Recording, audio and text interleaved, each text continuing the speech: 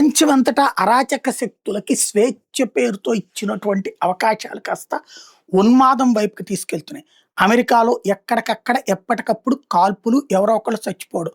ఇంతవరకు కూడా ఆ ఉన్మాదిని చంపేసాం, ఉన్మాదిని పట్టుకున్నాం అన్న రూట్‌కే కట్టుబడుతున్నారు గానీ, ఆ ఉన్మాది దేని ద్వారా ఇన్‌స్పైర్ అవుతున్నారు?